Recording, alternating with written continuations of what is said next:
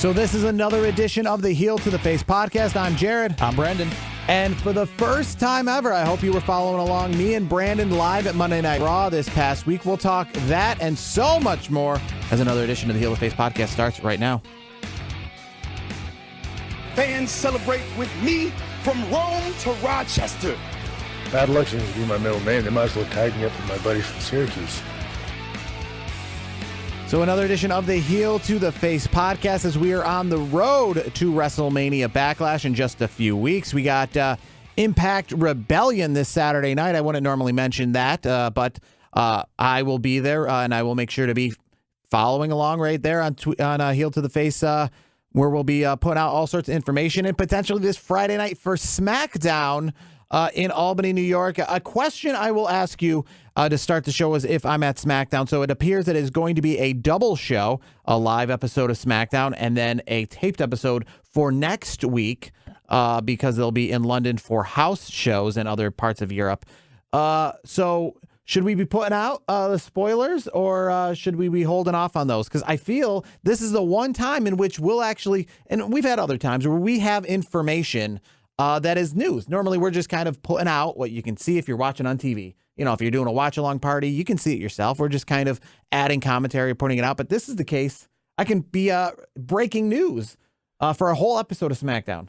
You know what? I think everybody else does it, so why not you just do it? But, I mean, you know what? Actually, you know what? I take that back. You can text me the spoilers just so I know, so it saves me but I thought you would. Well, I thought you'd be the one that doesn't want to know, because then you know it's going to ruin you from watching it. But you know what? Like for me, if I know it's already a taped SmackDown, it's like I'm gonna see stuff throughout the week anyways. Why not just get it ahead of time? I mean, for some of our audience, maybe we save it and save it for another week. I mean, that might be a good idea, but they're already gonna know about it, so it's.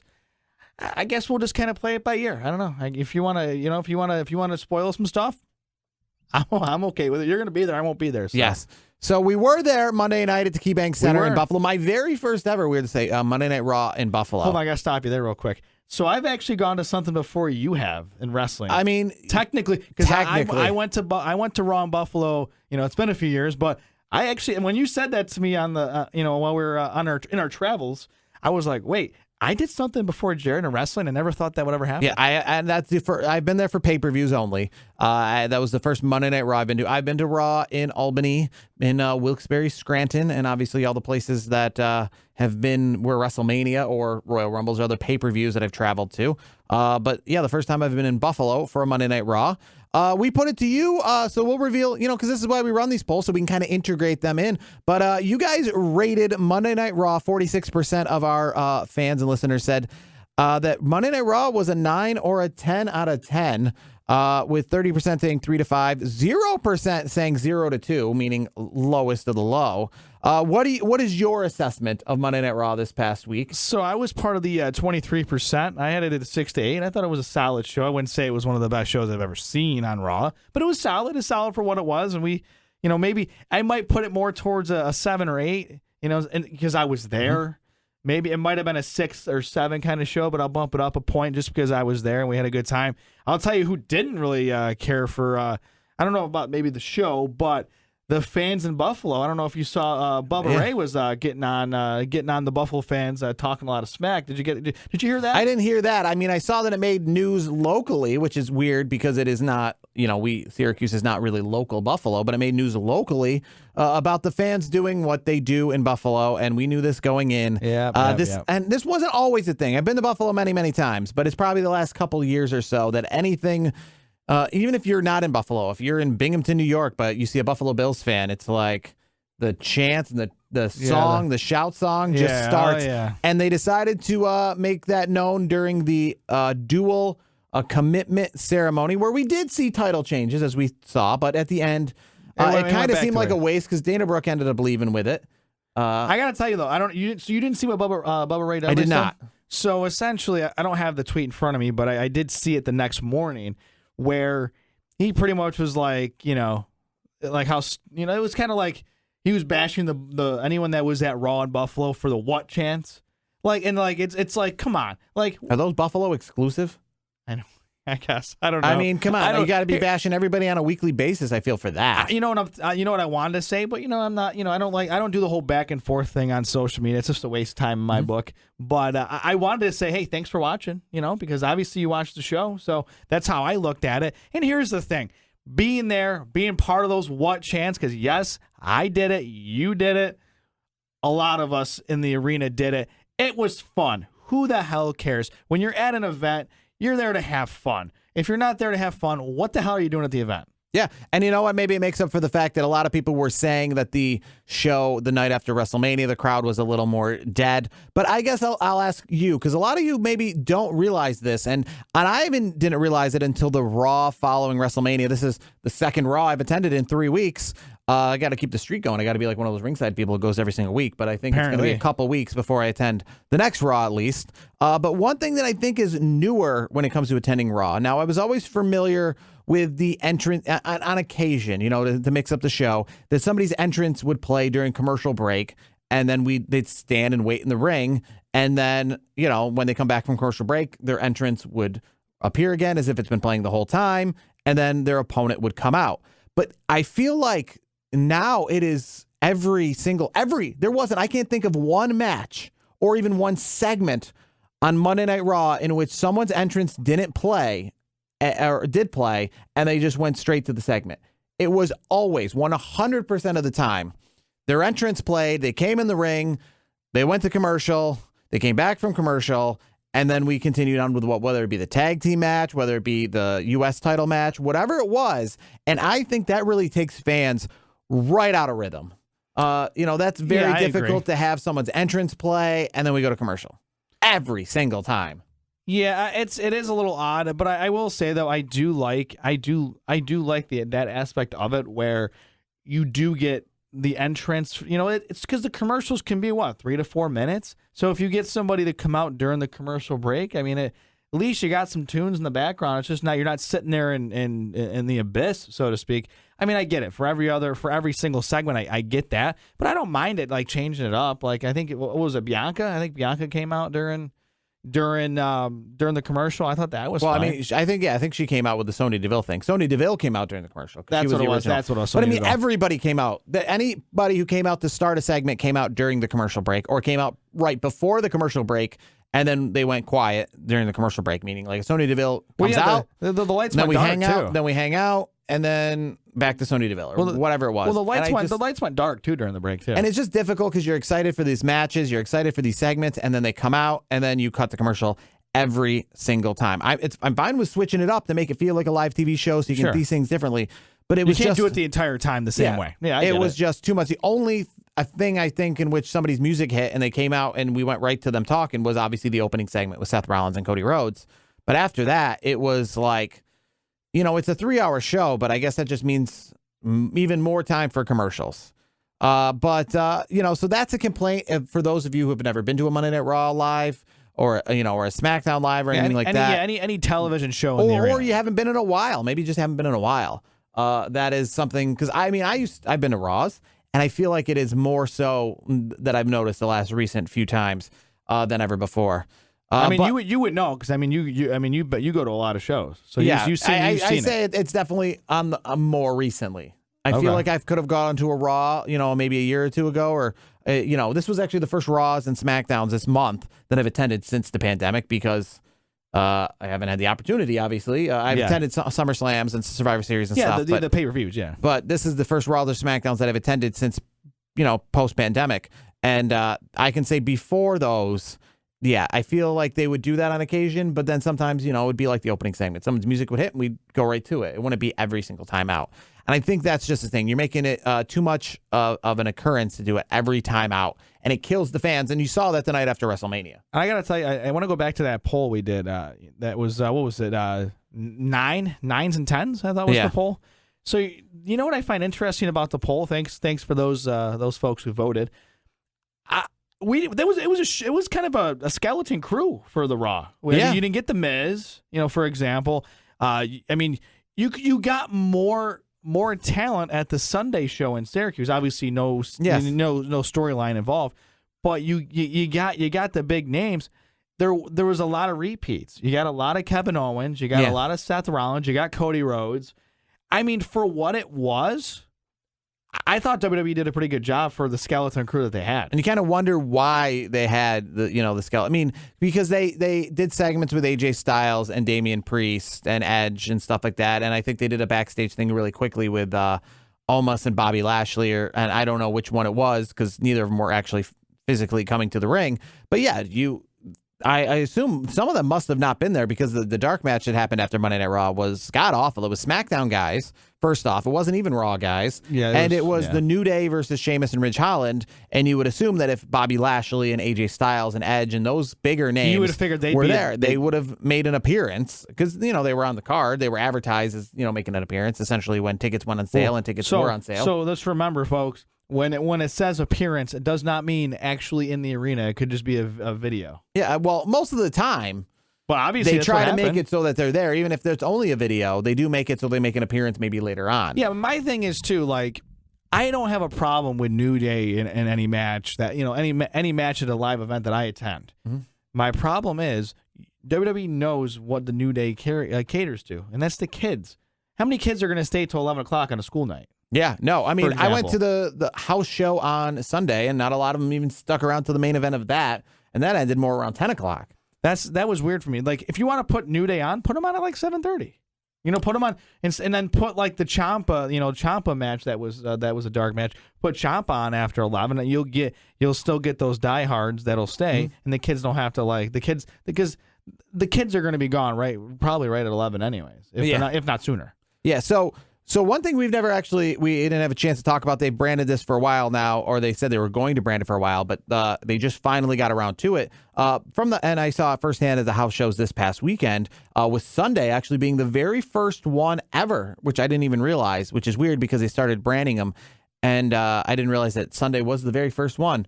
But Saturday pay-per-views are now Saturday night's main event. And Sundays are Sunday Stunner.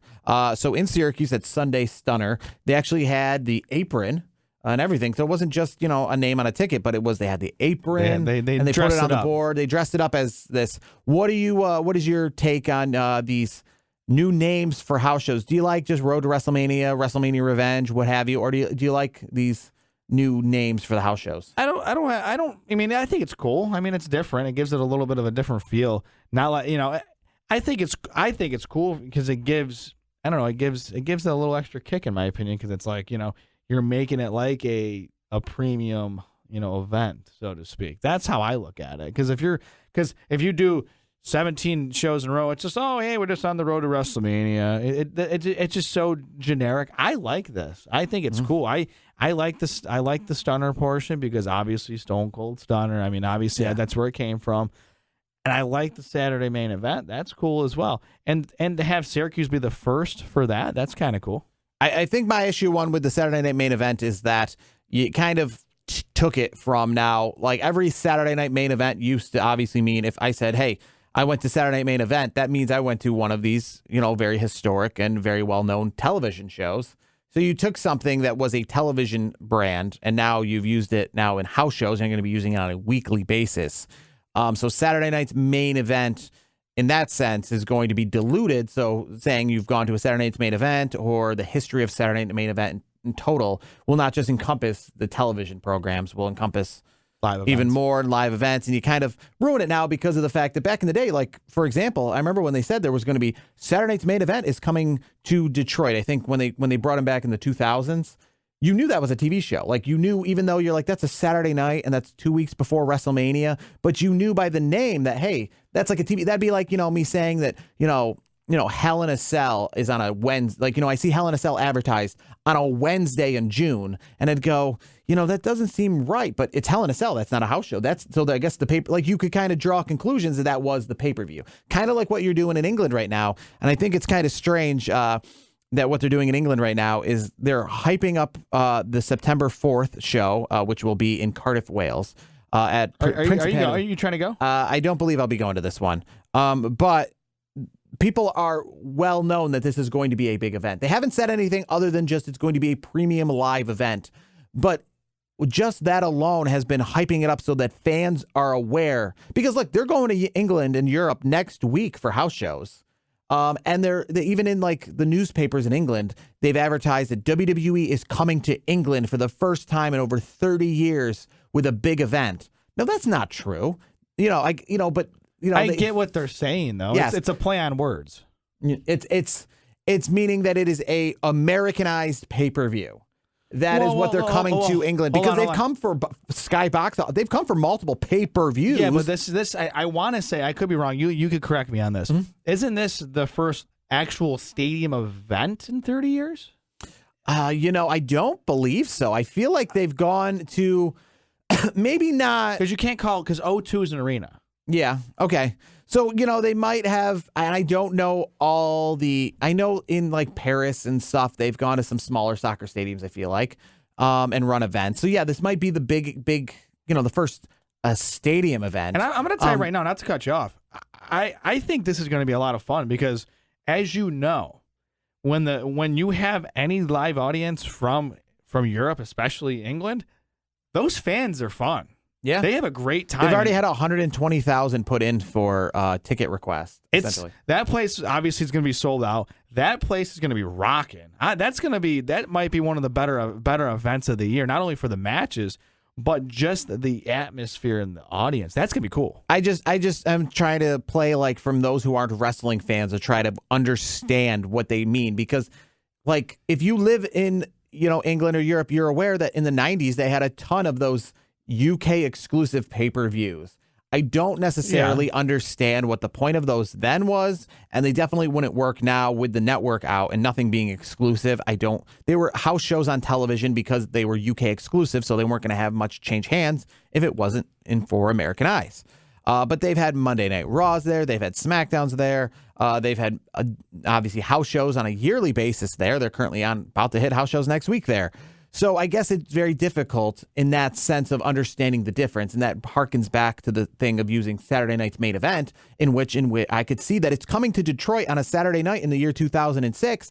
And even though they've never had it in many, many years, and it's Saturday night, I knew right away that wasn't a house show. I knew right away when tickets went on sale for those people in Detroit that they ran to those tickets knowing that this was a televised event, that this was going to be a Monday Night Raw, or even more important than a Monday Night Raw, like a pseudo pay-per-view event, in which it ended up being based off the name alone. And because you're like, hey, I can recognize that name. You can recognize when it says Royal Rumble's coming to town. Even if it says Royal Rumble, well, it's being advertised for October on a Sunday night. That doesn't make any sense, but the wheels spin together that you're like, well, it does say Royal Rumble. So, even though it's a Sunday night, I guess they're moving the Royal Rumble to Sunday night because you know the name. That kind of thing. So using the name Saturday Night's Main Event, kind of makes it difficult if they ever wanted in the future to make a televised Saturday Main Event again. You'd be like, well, how do I know when tickets go on sale that this is that and not the other thing? Yeah, I know. I guess you're right. It can confuse people. But yeah. I mean, what I think from a live event perspective, I think it's cool. I just think WWE, which you never know with WWE, they just have to use their brains effectively and come up with some creative names to make sure if they're going to do a show on a Saturday night, they do something where it's like, it's a great name and people are like, yep, that's the show I'm going to, because I'm still going to call it a pay-per-view. I don't care about that premium crap. I'm going to call it a pay-per-view. Yeah, so it is cool to have those, but it's kind of, I guess it's watering down that name entirely. But, We talked about some title changes this past week on Monday Night Raw, and I think that was definitely the highlight of Monday Night Raw. You want to just skip right to the good stuff, and the highlight was, Austin Theory versus Finn Balor, and they fought at the house show on Sunday night, and I imagine they fought at the house show on Saturday night too. But the difference is, in which we talked the difference between house shows and why you go to Monday Night Raw is, for example, what we got on Monday Night Raw versus what we got on Sunday night.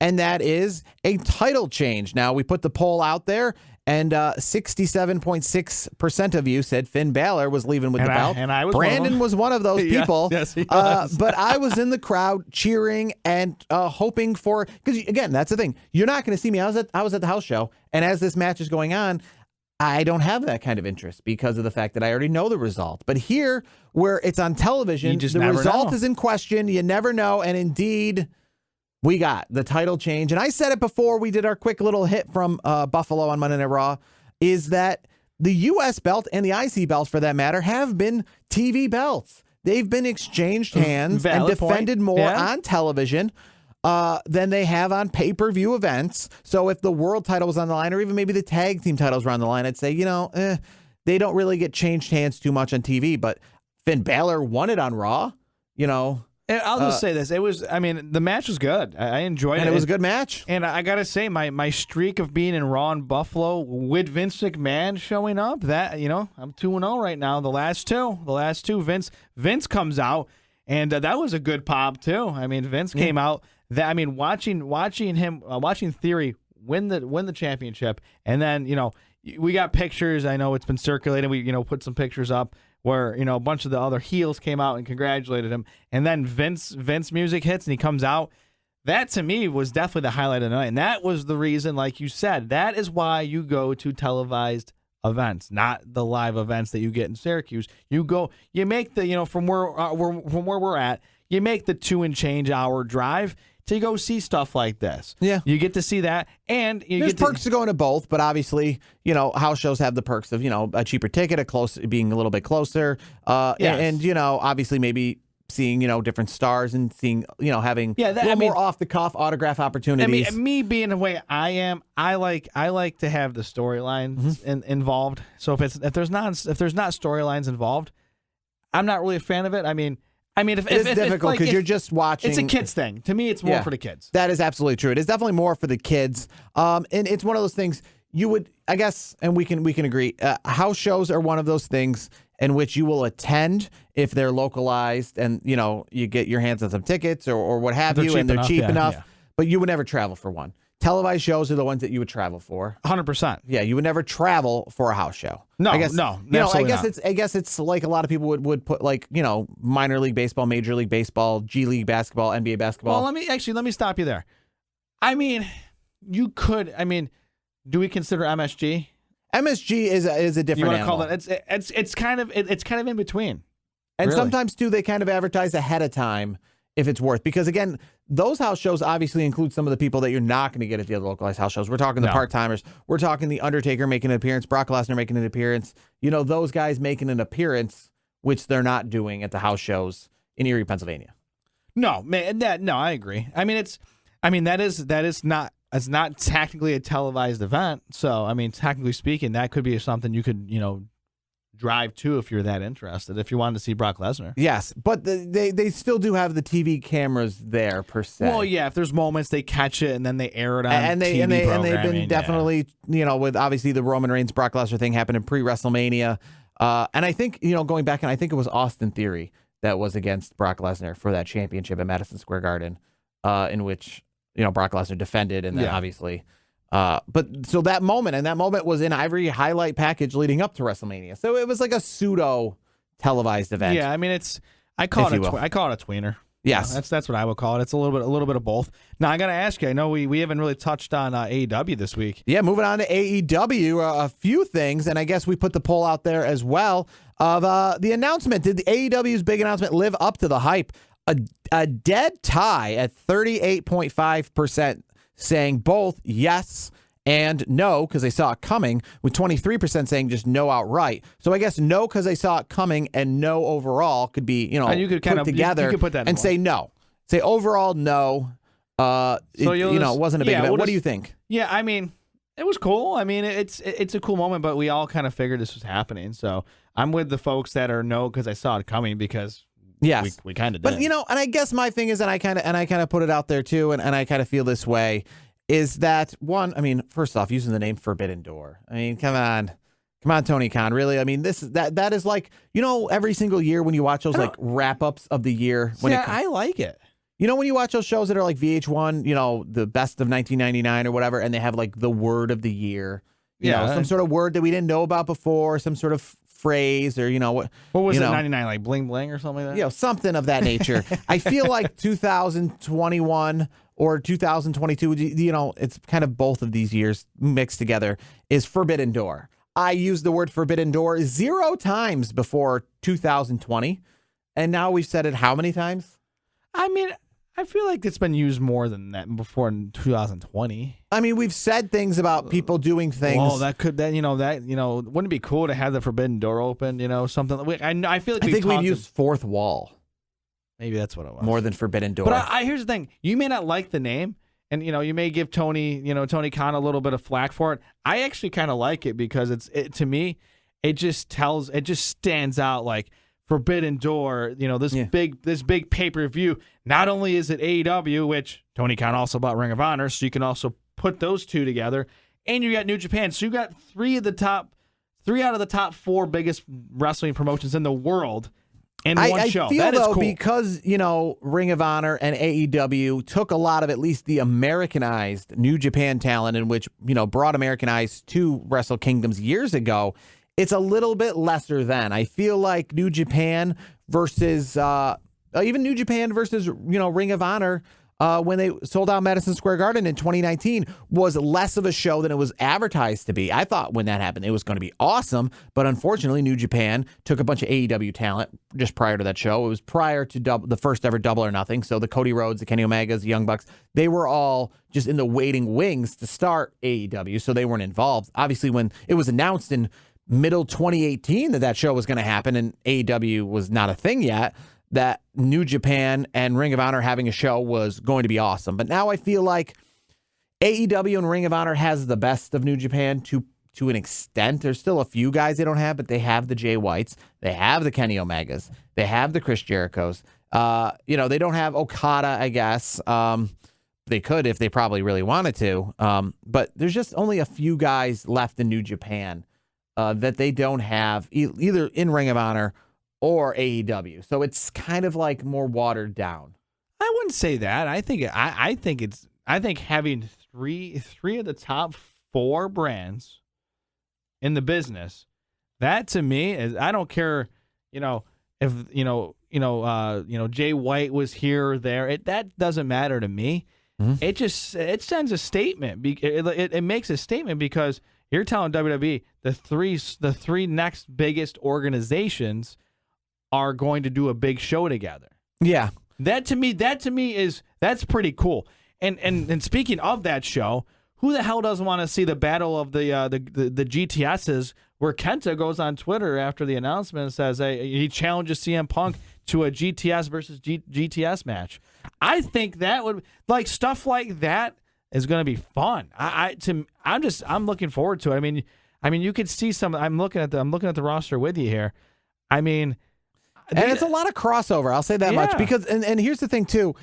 Remember, AEW already had the crossover with Impact Wrestling. So some of these names maybe aren't currently with New Japan, but they're currently with Impact, who clearly could then have had crossovers. I'm talking about like Jay Lethal and Jay White. Obviously, those guys are now kind of in both. It just reminded me a little of WCW and WWE back in 2001, in which this would have been awesome in 1998 when it was Goldberg, Sting, and all these big names against Taker, Kurt Angle. But it kind of reminds me of like Jay Lethal, like he and Jay White. What team is he going to essentially be representing at this show? Jon Moxley, he's in New Japan, according to their official roster. Which team is he going to be on? Yeah, but here's the thing: who's the one giving them those checks? That's who they're working for. Well, they work for both essentially. Yeah, but who cuts the bigger check? That's the question. Well, and I guess that's kind of the thing. So Jon Moxley gets a bigger check made up. But I'm saying that's why it reminds me of the Invasion angle where the Dudley Boys were team ECW when they had they were WWE employees, had been WWE employees for 2 or 3 years representing ECW. It's like Paul Heyman representing ECW. I'm going to throw this out here. Like a guy like Jay Lethal, who is, he's officially an AEW competitor now. I would say if they had a tag team style match, he's on Team AEW, not Team New Japan, because that's where he's getting his bigger money from. That's just the way I look at it. Wrestling, but if the card ends up running a little thin and you're trying to make bigger matches, you could easily. I guess that's the end of the day. You can even bring Jonah, the former NXT wrestler there. Mm-hmm. What was his name in that NXT? I forget off the top of my head. Wasn't it Bronson Reed? Bronson Reed, that's who it was. Yeah, I couldn't think of his name, but you can bring him in. You got. I guess. I remember back. It just again makes me think of the Invasion angle when we had Austin versus Angle that was a WWF match, but was being advertised as WCW versus WWF. You know what I mean? That kind of thing. And it didn't really feel like really WCW versus WWF. Like I'm looking at the roster here, we could have Jay White versus Jon Moxley, New Japan versus AEW. You could flip a coin on which is representing which, and it's like if this show didn't happen, we could still have that match. Like that's the thing. We don't have to have this show happen to have some of these great matches. Of course, you can have this happen because they have they have this door. They have the door open right now. I mean, how? You know what I'm thinking? Well, and also because they both work for both. You know what I mean? It's like, you know, I feel like the Impact thing in which, you know, like I said, they were kind of doing the work with them as well, in which we were having matches with people who were like, well, Jay White, are you Impact? Are you AEW? Who you don't want to see Killer Cross? No, I mean, I guess there are a few, and hopefully mostly. Hopefully they use most guys who are New Japan exclusive versus the talent that we're used to in AEW. I love the name. You know what I mean? I every time I see Fred Rosser, I always forget. I'm like, wait, that's Darren Young. Yeah. You forget. It's crazy to think that he's in New Japan because that seems, you know, just like, because that's one of the more, I mean, good for him for being in a legitimate wrestling organization and not having just gone to something, you know, like, I don't want to say Impact's bad or something like that, but just gone more the independent route in which he just sells the name. Kushida's now going to be available for the show as well because he's been in NXT, so that his 30-day non-compete will be way ahead of time. So I have a feeling you're gonna see a Kushida debut for New Japan. I would say at the show. I don't think he's an AEW I just guy. hope that we see more exclusive versus exclusive, not guys who might go back and forth. I don't want to see Jon Moxley defending the IWGP belt. Can he still go? I mean, I think they use him in commentary on occasion at New Japan. I mean, hey, he's got that Michinoku driver. I'm just saying. I'm just hoping that this show has a lot of guys in which we see and then we don't see again. Meaning that we see, but then go right back to New Japan and have nothing to do with AEW. So like Kota Ibushi? Yeah, somebody like that. In which like Karrion Kross right now, he's not. I guess he's not AEW. I want to see him, if he wrestles on this, I don't want to see him on Dynamite, the next day, continuing a feud into the next AEW exclusive pay-per-view. I guess that's what I'm saying. I feel like, what about like Juice and Thunder Liger? Like, what, Well, I feel like, I don't even know why he's on this list. Isn't he retired? That's what I mean. Like, yeah, I think this list might include some alumni. Could he be like, could he show up at the show and just be, I feel like looking at some names like Zack Sabre Jr., Will Ospreay, Okada, those are some names that I feel are pretty New Japan exclusive that you don't see elsewhere. I think it was, I'm trying to look who else it was, the Red guy, Amazing Red. I don't know. Have we seen him in AEW? Big Damo was over there too. Yeah. So I guess, that's just my hope is that it really does feel like we're not just watching an AEW show with a few crossover talents. It's going to be a super show. That aren't really crossover talents that are just, also. Yeah, but that's the thing. That's the thing about this open door policy, though. Yeah. That's what it is. You're gonna have those because you're gonna have crossovers. That's just how the business works, dude. It's gonna be fun because you're gonna have so much talent at this show. It'll be worth not only going if you can go, but ordering on pay-per-view. It's gonna be a good show. They do have Double or Nothing beforehand, and I'm kind of wondering, you say about ordering a pay-per-view, is it going to feel like, I don't know if you remember the Invasion pay-per-view, in which the Invasion pay-per-view really was just, it was all about the WCW versus WWF with nothing on the line. It was like a bunch of like Survivor Series style matches where it was like for bragging rights. They did later on the Survivor Series where it was winner take all, but at Invasion it was no matches. It was champion versus champion, just to see who's, the 5-on-5 match, just to see brand supremacy. I don't care for that. I want something. I want some skin in the game here. I want to see, if you lose, see you later. Some titles on the line. At this pay-per-view. Well, maybe we'll see it. Maybe we won't. Maybe it'll just be like the first Double or Nothing or the first All In. You know what's going to happen, right? You're going to see New Japan championships on the line. You're going to see AEW championships on the line, and you're probably going to see Ring of Honor championships on the line. Would you be okay if, in the fact that those championships are on the line, that means that they're against, like, it's AEW versus like this pay-per-view is maybe New Japan and AEW, but doesn't mean necessarily they're working together. Maybe it's like the AEW titles on the line with two AEW guys, the New Japan titles on the line with two New Japan guys. No, I'd rather have it because you have the open door policy where, like, for example, like, you can have Jon Moxley, an AEW guy facing somebody from New Japan and win the New Japan Championship. I guess that's the thing, though. Again, that would just make this not just a one-off event. That would make that's make it better. I think because I mean, I don't need a one-off event. I want this to be a new thing. You want this to be a partnership. You don't want this to be Forbidden Door. You want this to just be. I want it to be an every year thing. It could be like. Well, it would be an every year thing. If he won the title, he'd have to. I mean, no, I'm saying like having this defending it on AEW. Having this Forbidden Door, like make it like the WrestleMania of all the main companies, not WWE. Like so everybody that's not WWE, the three main ones. And so maybe you want even these titles to just be flipping hands between programs because, like I said, if he won the title, it wouldn't just be he's defending it next year at this event. No, he's going to go to New Japan, which he does already. Yes, and go to New Japan, and it's not going to be the Forbidden Door because they're just going to be in and out. We're going to see, like I said, Karrion Kross show up on Dynamite and start feuding for the next AEW pay-per-view. And here's why I would do that, because you've said it before on many of our episodes that. You're you're a big wrestling fan. Obviously, we both are. We wouldn't be doing this show for the last 5 years otherwise. But even you have said that you don't really watch New Japan on a regular basis because of just the way it is. If you do something like this and you put you get some familiar faces, I mean it happens. Like Chris Jericho gave New Japan a little boost. Moxley's done the same thing. If you change belts like an AEW superstar who is the American wrestling brand that's not WWE wins the New Japan title, and you're like, okay, I want to see what he does on New Japan. Don't you think that would help Americanize New Japan a little bit? Yeah, no, and they've been doing their best. They've been having tons of shows in America. They've been having John Moxley headline shows recently in Chicago and elsewhere. Hey, just think of it this way. Rising tides lift all ships. I'm just saying. Another quick thing with AEW, obviously they announced the name for their video game, another one of those buzzwords that's been used around. They're going to now put a trademark on it, and that's Fight Forever. That's going to be the name of speaking of, that's a softball, by the way. Yeah. But quickly, we're probably going to end the show with, I talked about at the start, the show Impact pay-per-view this upcoming Saturday night in Poughkeepsie, New York. I will be there for the pay-per-view. A quick look at some of the matches. Taya Valkyrie versus Deonna Purrazzo. It's weird. Taya Valkyrie's definitely making her way around lately. I just saw her in XPW. She's going to be at the next XPW show. They're having a third one. As the success, they'll stay in California, where they just were. So I feel like we're going to, XPW coming back to Rochester is probably a one and done thing. Yep. But Taya Valkyrie versus Deonna Purrazzo, that should be a decent match as Taya Valkyrie's doing, I guess, the AEW thing where she's in Impact. She's showing up in Ring of Honor. She's showing up on Indies. She's showing up all over the place. She is fighting for the AAA Rihanna de Rianis. I don't know my Spanish. Rihanna. It's the AAA belt. It's the AAA women's belt. Let's just say that. Yeah, there you go. I was going to say, save yourself the mouthful there. Yes. Some other matches you were talking about. Jonah and Bronson Reed. He's going to be in action against Ishii. Yeah.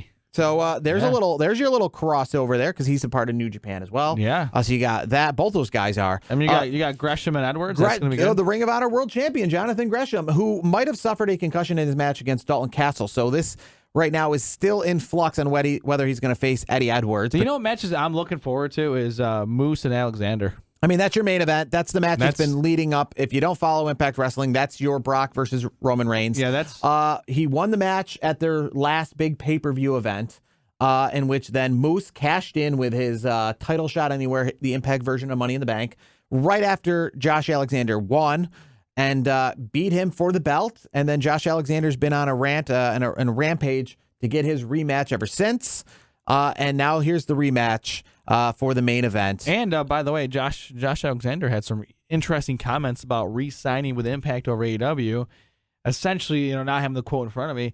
Essentially, he was, he's thankful for the opportunity that Impact has given him because at one point, he was in contact with AEW. This is before this latest run, and essentially, AEW said, "Yeah, thanks, but no thanks." And then he signed with Impact, and Impact has done a lot for him. So I think it was his gratitude, like, "Hey, you took me when nobody else would, and look where I'm at." So I think that's, I thought that was cool.